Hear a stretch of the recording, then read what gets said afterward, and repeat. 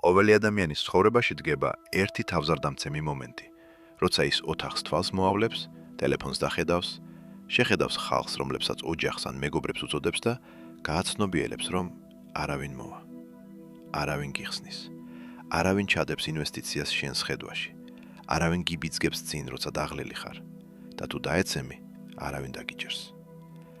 ადამიანთა 99%-ისთვის ეს გაცნობიერება დეპრესიის დასაწყისია. ეს ის მომენტია, როცა მორალურად ტყდებიან, თავს მიტოვებულად და მსხვერპლად გრძნობენ, შესჩივიან სამყაროს. რატო მაინც და მაინც მე?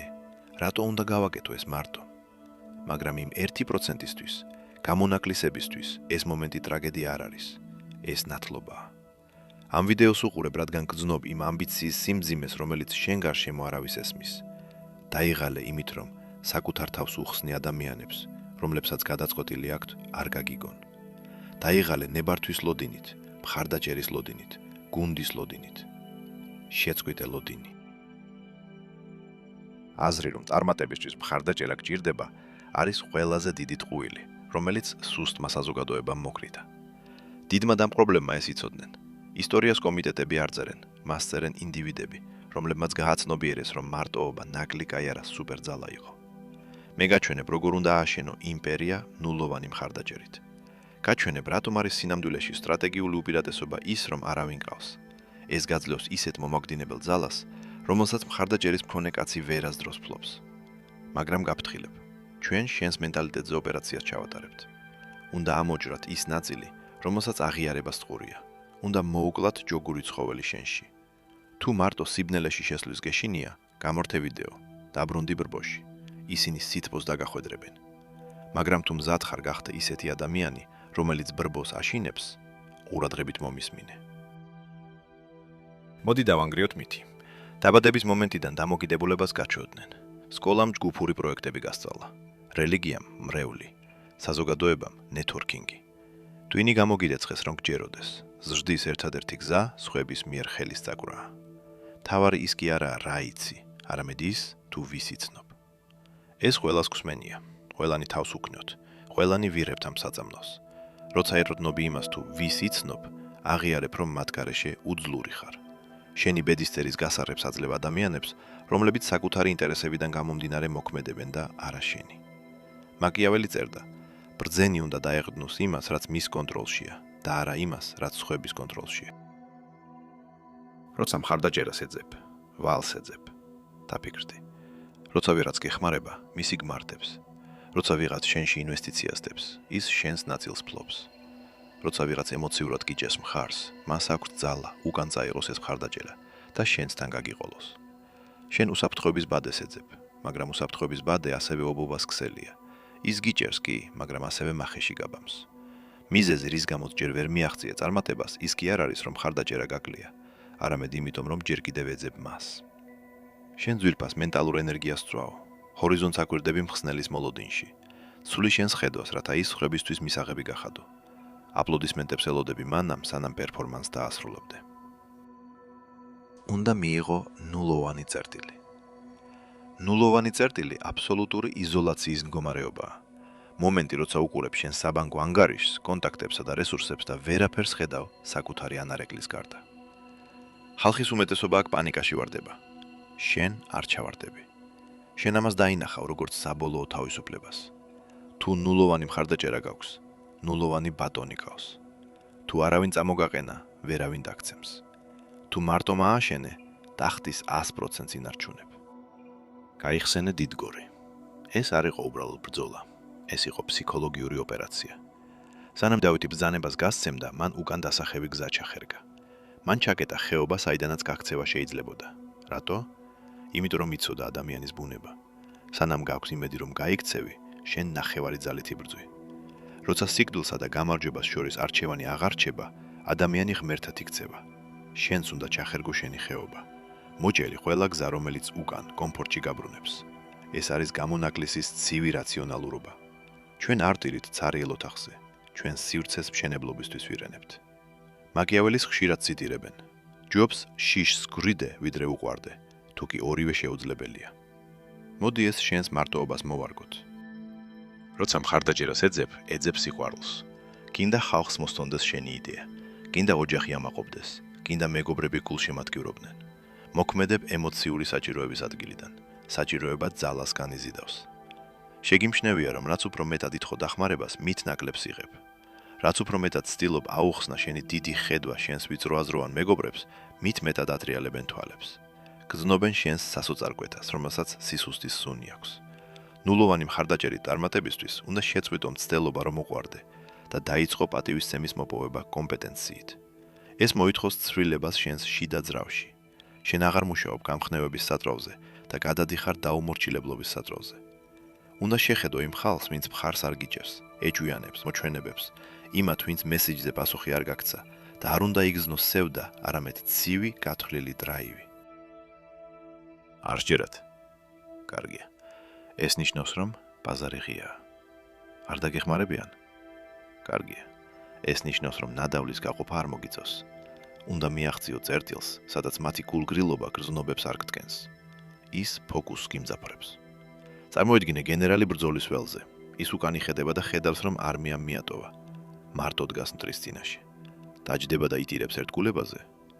არა მგონია.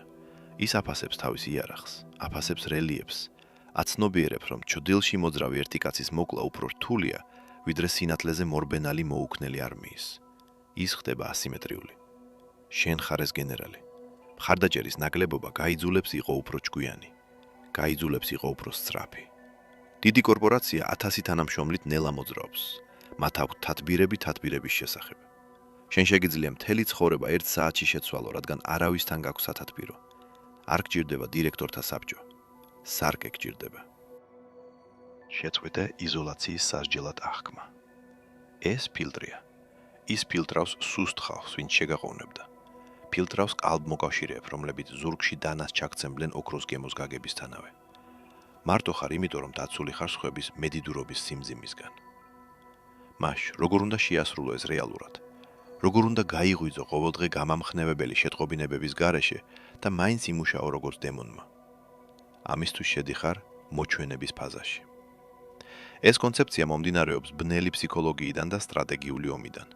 თუ მხარდაჭერა არ გაქვს, აუდიტორიაც არ გაქვს. თუ აუდიტორია არ გაქვს პერფორმანსის დადგმის საჭიროება. გახდი მოჩვენება.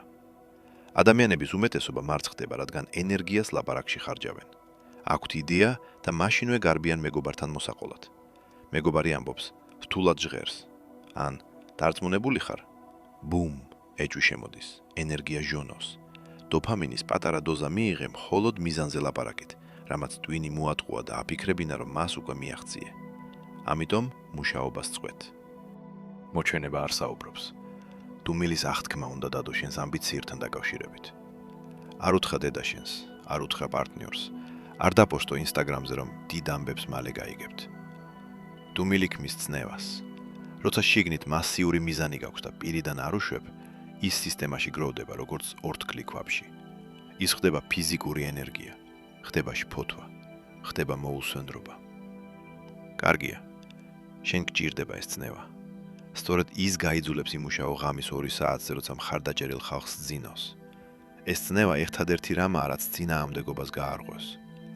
როცა მარტო ხარ, გაქვს ტოტალური ჩაძირვის ფუფუნება. არ გიწევს კორპორატიულ წვეულებებზე წასვლა. არ გიწევს იმ ხალხის დაბადების დღეებზე სიარული, ვინც არ მოგწონს. არ გიწევს სოციალური ნიღბის ტარება. შეგიძლია ნიღაბი ჩამოიხსნა და ურჩხულს მისცე მუშაობის საშუალება. გამოიყენე იზოლაცია აკვიატებისთვის. სამყარო აკვიატებას მენტალურ დაავადებას უწოდებს. ჩვენ მას წინაპირობას უწოდებთ. თუ ნულოვანი მხარდაჭერა გაქვს, შეფრობილი უნდა იყო.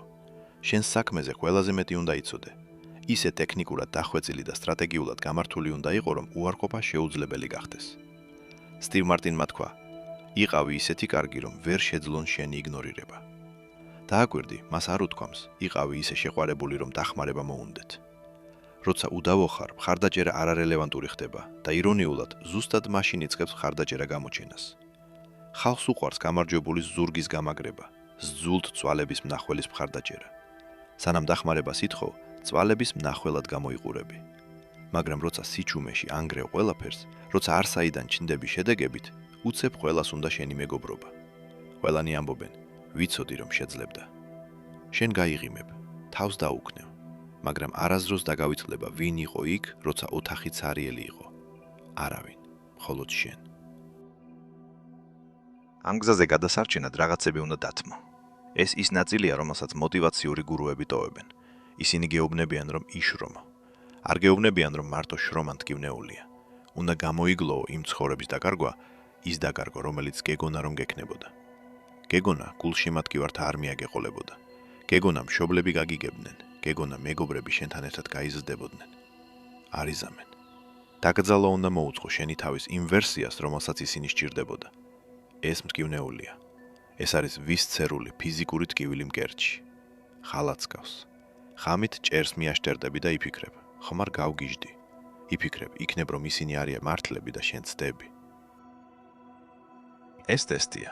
ყველა გადის ჩtildeების ველს. ეს ის პერიოდია, როცა ჯოგი დატოვე, მაგრამ თავშესაფარს ჯერ არ მიგიღწევია. უდაბნოში ხარ. უდაბნოში ჰალუცინაციები გაქვს. დემონებს იგონებ. იმ გალიის კომფორტი გენატრება, რომელსაც ახლა ხან დააღწიე თავი, მაგრამ უკან ვერ დაბრუნდები. ზედმეტად ბევრი იცი. მას შემდეგ რაც დაინახე რეალობა, რომ ხალხის უმეტესობა მთვარეულია, რომ ხარდაჭერა მხოლოდ ორმხრივი სედაცია, ამას ვეღარ ამოშლი თვალებიდან. ამიტომ მოზარდი უნდა მოკლა, რათა დასრული დაიბადოს. დამოკიდებული უნდა მოკლა, რათა სუვერენული აღდგეს. ეს მოითხოვს, რომ საკუთარი თავის მშობელი გახდე. ფსიქოლოგიურად ამას ხელახალი აღზრდა ქვია. დიდი ქართველი ფილოსოფოსი მერაბ მამარდაშვილი ამბობდა: ადამიანი არ არის ბუნების ნაწილი. ადამიანი არის ძალისხმევა. იყო ადამიანი. ბუნება გაძლევს მხოლოდ ბიოლოგიას, ხორცს. პიროვნება კი შენ უნდა შვა, საკუთარი თავიდან, მარტოობაში. ეს მეორე დაბადებაა და ის ყოველთვის მშობლების და საზოგადოების დახმარების გარეშე ხდება. შენ არ იბადები მზა ფორმად, შენ ხარ პროცესი, რომელიც მხოლოდ შენსავე ნებაზე კიდია. მაგრამ მოდი უფრო ბნელ მხარეს წავიდეთ. მოდი ამას თვით არქიტექტურა დავარქვათ. უნდა გაიღვიძო, სარკეში ჩაიხედო და იყო ის მამა, რომელიც არასდროს ყოლია. უნდა დახედო საბანკო ანგარიშს და იყო ის მარჩენალი, რომელიც არასდროს ყოლია. უნდა შეხედო შენს ემოციებს და იყო ის თერაპევტი, რომელიც არასდროს ყოლია. საკუთარ თავს ელაპარაკები, პირდაპირ მნიშვნელობით. ადექი, საქმე გვაქვს. შეწყვიტე ტირილი, რომელიც არავის აინტერესებს. ფოკუსილდი, ეს ერთადერთი გამოსავალია. ივითარებ გაორებულ პიროვნებას. არის შენ, რომელიც დაღლილია, ემოციური და სუსტი, და არის შენ, რომელიც მეთაურია. მეთაურს სუსტი ტალახში მიყავს. საბოლოოდ სუსტი გვდება და მხოლოდ მეთაური რჩება. სწორედ ეს ქონდა მხედველობაში მაკიაველის, როცა პრინცის მოქნიუ ხასიათზე საუბრობდა. უნდა შეგეძლოს იყოს სასტიკი საკუთარი თავის მიმართ მოკლევადიან პერიოდში, რათა იყო კეთილი საკუთარი თავის მიმართ გრძელვადიან პერიოდში. უარს ამბობ კომფორტზე ახლა, რათა იბატონო მოგვიანებით. თუ ნულოვანი მხარდაჭერა გაქვს, არავინ გყავს, ვინც შენ სისუსტეს ხელს შეუწყობს. თუ დილას გამოიძინებ, არავინ გაგაღვიძებს. თუ არ იმუშავებ, ვერ შეჭამ. უკუკავშირის მარკუჟი მკისიერი და სასტიკია. ეს საჩუქარია. კომფორტი სიდიადის მტერია. მხარდაჭერა ხშირად ბალიშის როლს ასრულებს, რომელიც გაცილებს შენივე სიზარმაცის მძიმე დარტყმას.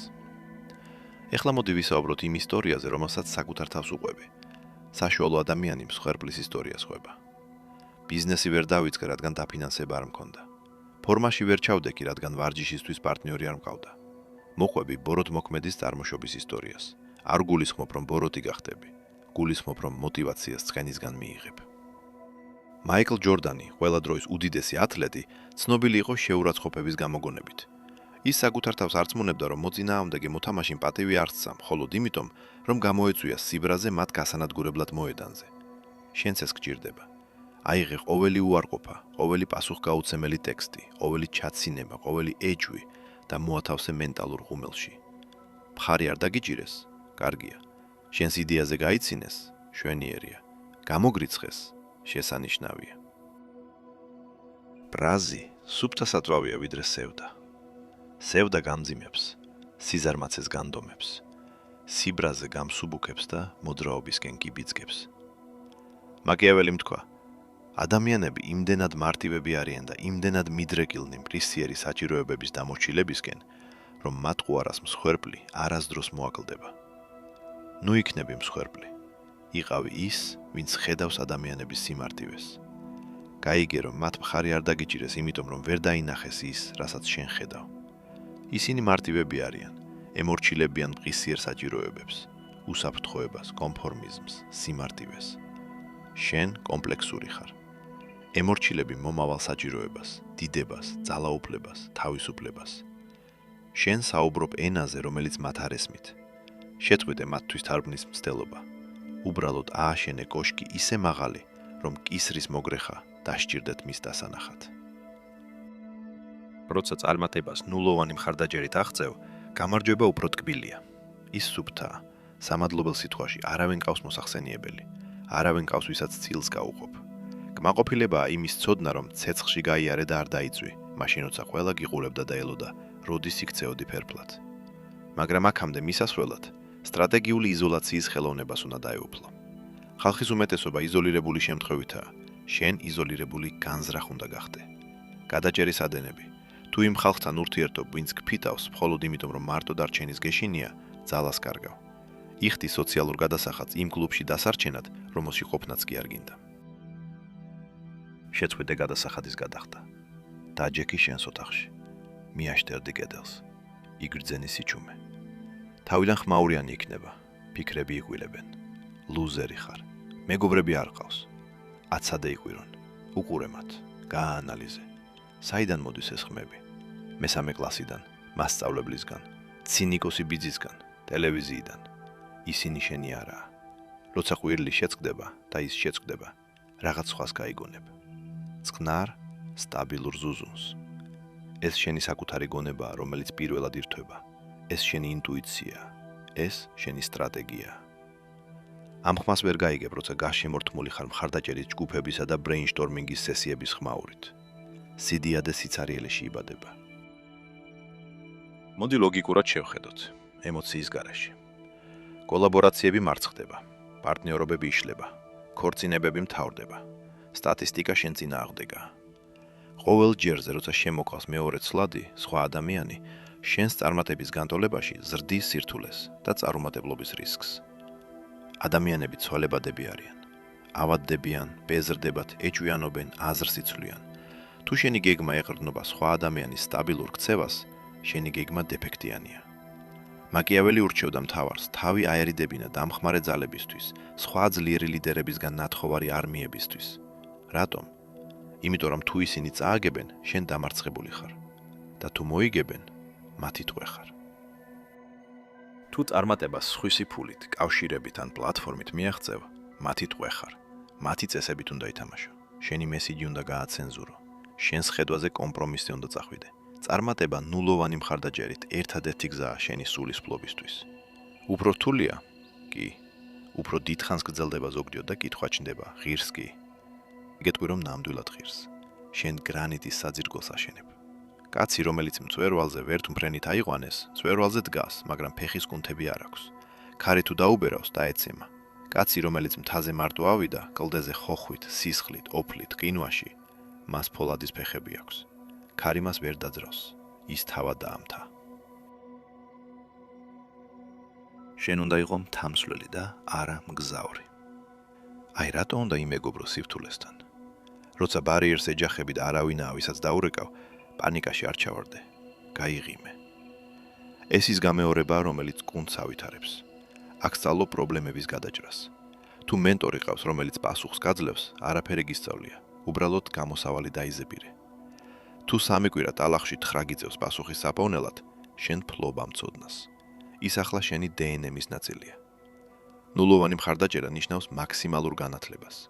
იძულებული ხარ ისწავლო მარკეტინგი, იძულებული ხარ ისწავლო პროდუქტი, იძულებული ხარ ისწავლო ფინანსები, იძულებული ხარ ისწავლო ფსიქოლოგია. პოლიმათი და მასობრივი კომპეტენციის იარაღი ხდები. სპეციალისტის ჩანაცვლება ადვილია. ადამიანი კი, რომელმაც მთელი ციხეს სიმაგრე ნულიდან ააგო, შეუცვლელია. ასე რომ, შეხედე შენს ცარიელ კონტაქტების სიას და თქვი, გმადლობ. გმადლობ, რომ მაიძულე გამხდარიყავი ყველაფერი, რაც მჭირდებოდა. ეხლა მოდი უფრო ღრმად შევიდეთ ამის ბნელ ფსიქოლოგიაში. არსებობს კონცეფცია სახელად სუბლიმაცია. ეს თავდაცვის მექანიზმია, სადაც სოციალურად მიუღებელ იმპულსებს ან ნედლ ემოციებს გარდაქმნი პროდუქტიულ ქმედებებად. მარტო ხარ, სავარაუდოდ სევდიანი, გაბრაზებული ან შეშინებული.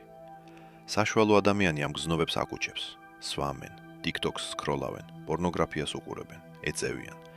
ყველაფერს აკეთებენ იზოლაციის ტკივილის დასაძინებლად. შენ საპირისპირო უნდა გააკეთო. ტკივილს სრულად იგრძნობ და მას საქმისკენ მიმართავ. ტკივილი ენერგია, ის მაღალი ოქტანობის საწვავია.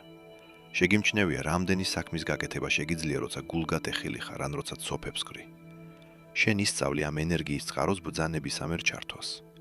ტრაგედიას არ ელოდები. შენი მარტოობის ამბიენტურ ტკივილს იყენებ. ქმნი პავლოვის რეფლექსს, სადაც ტკივილი პროდუქტიულობას იწვევს. ასე ხდები მანქანა. მაშინ, როცა სხვები ემოციებისგან პარალიზებულნი არიან, შენ ემოციები გიბიძგებენ. მაკიაველი ამას ვირტუს უწოდებდა, არა მორალურ სათნოებას, არამედ უნარს, ძლიერებას, ბედისწერაზე ნების თავზე მოხვევის უნარს. ფორტუნა ქალია, თქვა მაკიაველიმ, და ის თამამებს წყალობს. ის წყალობს კაცს, რომელიც ნებართვას არ ითხოვს. როცა მხარდაჭერა გაქვს რბილდები, თავს უსაფრთხოდ გრძნობ. უსაფრთხოება კი ამბიციის სიკვდილია. თავის საფრთხეში უნდა იგრძნო. უნდა იგრძნო, რომ თუ ცურვას შეწყვეტ, დაიხჩობი. ეს გადარჩენის ინსტინქტია, რაც შენი ტვინის მთლემარე ნაწილებს ხსნის. ჩვენ ევოლუციურად გადარჩენისთვის ვართ შექმნილნი. როცა მხარდაჭერისა და უსაფრთხოების ბადეს აცლი, პრიმიტიული ტვინი იღვიძებს, გრძნობები მახვილდება, კრეატიულობა პიკს აღწევს. ხედავ შესაძლებლობებს, რომლებსაც გამოტოვებდი, კომფორტში რომ ყოფილიყავი. მიესალმე საფრთხეს, მიესალმე სიმარტოვეს. ის გაღვიძებს. ჩვენ ვისაუბრეთ მენტალიტეტზე, ახლა უნდა ვისაუბროთ მექანიკაზე, კონკრეტულად საწვავის წყაროზე. როცა მხარდაჭერილი ხარ, სინათლის ენერგიაზე მუშაობ, ინსპირაცია, სიხარული, კოლაბორაცია. როცა მარტო ხარ, ბნელ ენერგიაზე მუშაობა უნდა ისწავლო. კარლ იუნგი ამას ჩრდილს უწოდებდა, მაკიაველი მელასა და ლომს. ადამიანების უმეტესობა ბნელ მხარეს თრგუნავს. მათ ასწავლიან, რომ შური, აგრესია და სიამაყე ცოდვებია. ამიტომ ცდილობენ იყვნენ კარგები და რადგან ცდილობენ იყვნენ კარგები, ხდებიან უვნებელნი. ვერ მიაღწევ წარმატებას ნულოვანი მხარდაჭერით, თუ უვნებელი ხარ. იმპერიის ნულიდან ასაშენებლად აგრესია გჭირდება. გჭირდება უნარი, შეხედო კონკურენტს და გინდოდეს მისი განადგურება, არა ფიზიკურად, არამედ სტრატეგიულად. გჭირდება სიამაყე, რომ გჯეროდეს. იმ ნამცეცებზე მეც იმსახურებ, რასაც საზოგადოება გირლის. მოახდინე შენი ჩრდილის ინტეგრაცია. შეწყვიტე დანაშაულის განცდა შენი ამბიციის გამო. შეწყვიტე დანაშაულის განცდა იმის გამო, რომ სიმდიდრე გინდა. შეწყვიტე დანაშაულის განცდა იმის გამო, რომ გინდა ყველას დაუმტკიცო, რომ ცდებოდნენ. ეს სიბნელე ბოროტება არ არის. ეს პოტენციური ენერგია. იფიქრე რაკეტაზე. ის იმიტომ კი არ მიფრინავს, რომ კეთილი ზრახვები აქვს. ის მიფრინავს, რადგან ძილში კონტროლირება დაფეთქებას ქმნის. შენი ჩრდილი ეს აფეთქებაა. როცა ღამის 11 საათია, მარტო ხარ და ძანებება გინდა. ინსპირაცია ვერ გიშველის. ინსპირაცია ცვალებადია. ის მიდის, როცა საქმე თულდება. მაგრამ ჯიბრი ერთგულია. სიამაყე კი მარადიული. გამოიყენე ისინი. უთხარი საკუთარ თავს. თუ ახლა დავანებებ თავს და წარმოთქვი იმ ადამიანის სახელი, ვისაც ეჯვი ეპარებოდა, ის მოიგებს. უთხარი საკუთარ თავს. თუ გავჩერდები, დაუმტკიცებ, რომ მართლები იყვნენ. ეს ბინძური საწვავია კი, მაგრამ კარგად იცვის. და ახლა შენც ვაგჭირდება. მზის ენერგიაზე მოგვიანებით გადახვად, როცა ორბიტაზე გახვა, მაგრამ გრავიტაციისგან თავის დასაღწევად ცეცხლი გჭირდება. მაკიაველი წერდა: ღმერთს არ სურს ყველაფრის გაკეთება და ამით ჩვენი თავისუფალი ნებისა და დიდების იმ წილის წართმევა, რომელიც ჩვენ გვეკუთვნის. ის გეუბნება, რომ შენგან ბრძოლას ელიან. ელიან, რომ დიდებას საკუთარი ხელებით მოიპოვებ. ის არ გადმოგეცემა. ნუ იქნები კარგი ბიჭი ან გოგო, რომელიც ბოლო მიდის ფინიშთან. იყავი ის, რომელიც პირველი მიდის. იყავი ზრდილობიანი. იყავი ცივილიზებული, მაგრამ ყავდეს ურჩხული დაბმული, მზად მუშაობისთვის. არ ყავს უფროსი, არ ყავს გუნდი, არ ყავს ანგარიშვალდებულების პარტნიორი. ეს საშიში ზონაა. ადამიანების უმეტესობა, როცა საკუთარი თავის ანაბარ არ რჩება, ენტროპიაში იშლება. სძინავთ ათამდე, სკროლავენ, მუშაობენ 20 წუთი, შემდეგ ისვენებენ 2 საათი. თავისუფლებას არ დადეგებივით ეპყრობიან. თუ მასე მოიქცევი, მოკვდები. მეტაფორულადაც და ფინანსურადაც. ნულოვანი მხარდაჭერის წარმატებისთვის საკუთარი თავის ფაშისტი დიქტატორი უნდა გახდე. პროტოკოლი გჭირდება. პროტოკოლი საქმეების სია არ არის. საქმეების სია სურვილია. პროტოკოლი კი კანონი. თვალის გახელის მომენტიდან უკვე მოლაპარაკებაში ხარ.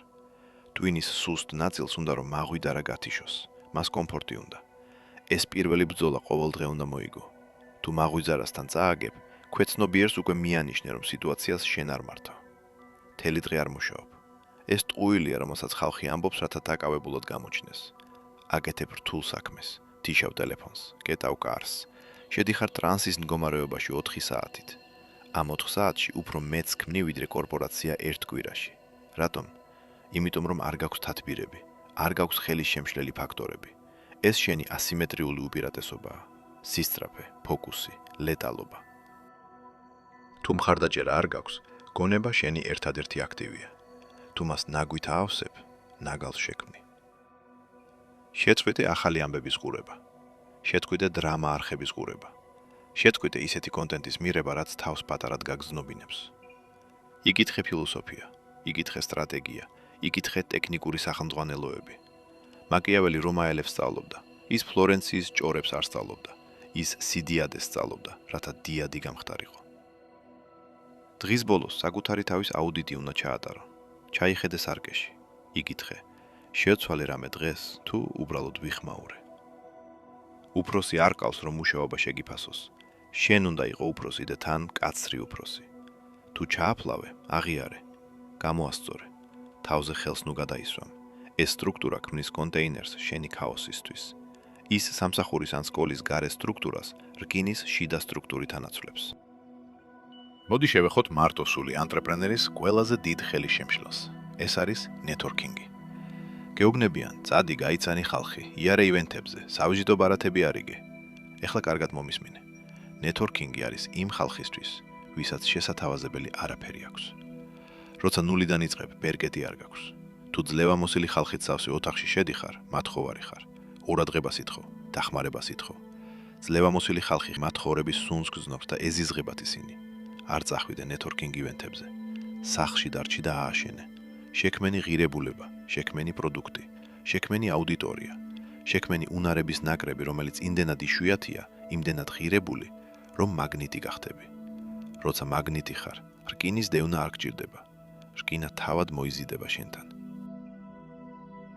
შენ უნდა დაერდნო იმას, რაც შენს ძალაუფლებაშია. უნდა ეცადო მხოლოდ იმას, რომ თავიდან აიცილოს სიძულვილი. გახადე თავის საჭირო ბაზრისთვის. თუ საუკეთესო ვიდეო ედიტორი ხარ კონკრეტულ ნიშაში, იუთუბერები თავად გიპოვიან. თუ საუკეთესო კოპირაიტერი ხარ, სააგენტოები გიპოვიან. თუ საუკეთესო სტრატეგი ხარ, CEO-ები გიპოვიან.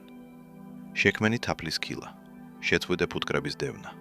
ყოველი საათი, რომელსაც იაფფასიანი ღვინის სმაში ატარებ ნეტვორკინგ ტრეულებაზე, არის საათი, რომელიც შენს ხელობას მოპარე. ეს არის საათი, რომელიც შეგეძლო გამოგეყენებინა, რათა უდავო გამხდარიყავი. საუკეთესო ნეტვორკი უდავო ნამუშევრების პორტფოლიოა. საუკეთესო წარდგენა სრულყოფილების გამოცდილება. ჯერ მიაღწიე წარმატებას, ნეტვორკინგი მერე. და როცა საბოლოოდ შეხვალ იმ ოთახებში, სავიზიტო ბარათების დარიგება არ მოგიწევს. ხალხი მათ მოითხოვს. ეს ის ნაწილია, რომელიც ფილმს გავს, მაგრამ რეალურია. თუ ამ გზას გახვები, მოჩვენების, აუტლაიერის, მაკიაველისტის გზას, უცნაური რამ მოხდება. მოგებას დაიწყებ. ციფრები გაიზრდება. ფული ანგარიშზე დაჯდება. ფიზიკური ფორმა შეიცვლება. თავდაჯერებულობას მზესავით გამოასხივებ. და მერე ისინი დაბრუნდებიან. მეგობრები, რომლებიც ზედმეტად დაკავებულები იყვნენ ყავის დასალევად. ოჯახის წევრები, რომლებიც გეკითხებოდნენ, ნამდვილ სამსახურს როდის იშოვიდი. ყოფილი პარტნიორები, რომლებმაც უფრო სტაბილურის გამო მიგატოვეს.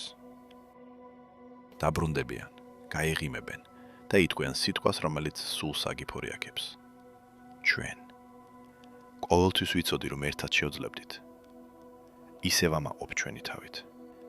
ისტორიის გადაწერას შეეცდებიან თავი ჩასვან შენს ნარატივში. უნდათ გვერდით დაუდგნენ თასს, რომლის აწევაშიც არ დახმარებიან. ეს შენი საბოლოო ტესტია. შენს ძველ მეს, რომელსაც მხადაჭერას წყუროდა, მოუნდება მათი შემოშვება, მოუნდება ვალიდაცია. მოგინდება თქვა, ხედავ, ახლა ვუყვარ ვარ. არ გააკეთო ეს. ამას მაკიაველისტური გრაციოზულობით უნდა მიუდგე. არ გჭირდება იყო ბოროტი, არ გჭირდება სცენის მოწყობა. უბრალოდ დისტანციას ინარჩუნებ. ებყრობი იმავე ზრდილობიანი გულგრილობით, როგორც ისინი გეპრობოდნენ. მინის კედელი ხდები. გხედავენ, მაგრამ ვერ გეხებიან. აცნობიერებ, რომ მათი სიყვარული პირობითია. ის ეფუძნება შენს სარგებლიანობას მათთვის, ეფუძნება შენს სტატუსს და ეს ნორმალურია, ეს ადამიანური ბუნებაა. მაგრამ შენ კოშკს მოძრავ ქვიშაზე არ აშენებ. წრეს ვიწროს ტოვებ. კარიბჭეს კეტავ. კოშკში მხოლოდ ის ხალხია დაშვებული, ვინც ქვების წრევაში გეხმარებოდა და რადგან ისინი მარტო მათრიე, კოშკიც მხოლოდ შენ გეკუთვნის.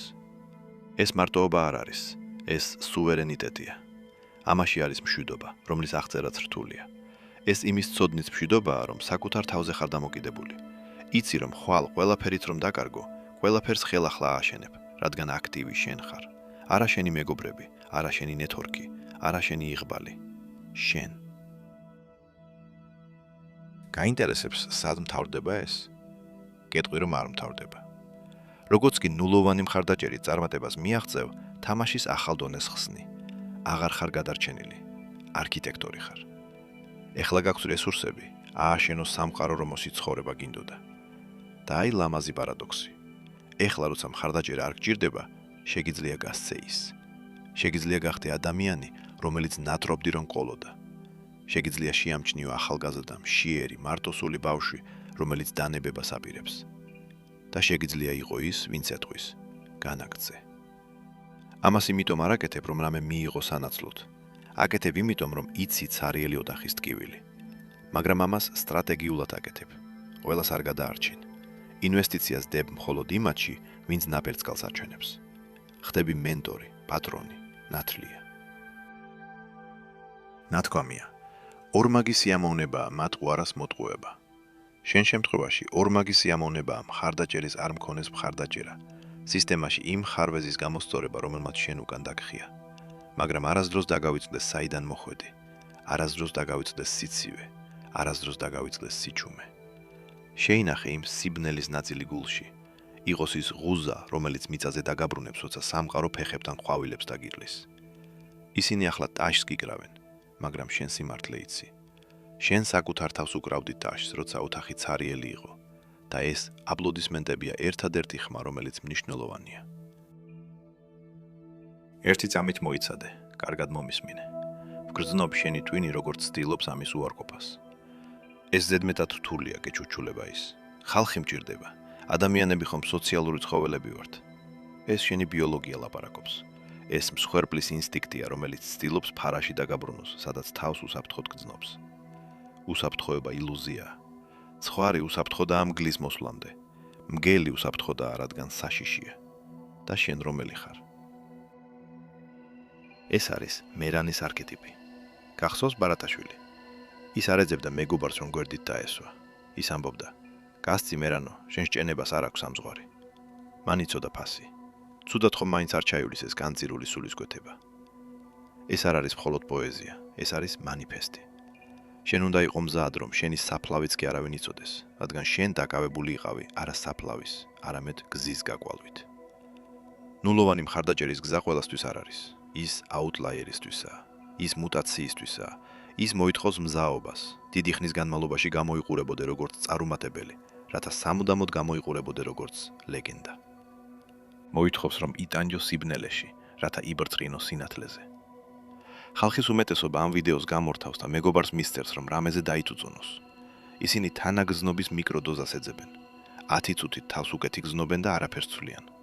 მაგრამ შენ ისევ აქ ხარ. აანალიზებ, გეგმავ.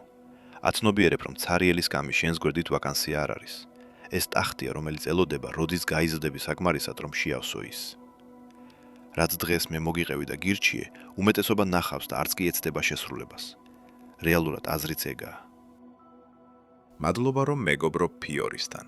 თუ თვლი, რომ ვიდეო საინტერესო გამოვიდა, მოიწონე, გაუზიალე მათ, ვისაც ამის ცოდნა სჭირდება, გამოიწელე არხი და გაააქტიურე ზარის ხილაკი, რომ არ გამოგჩეს ახალი ვიდეოები.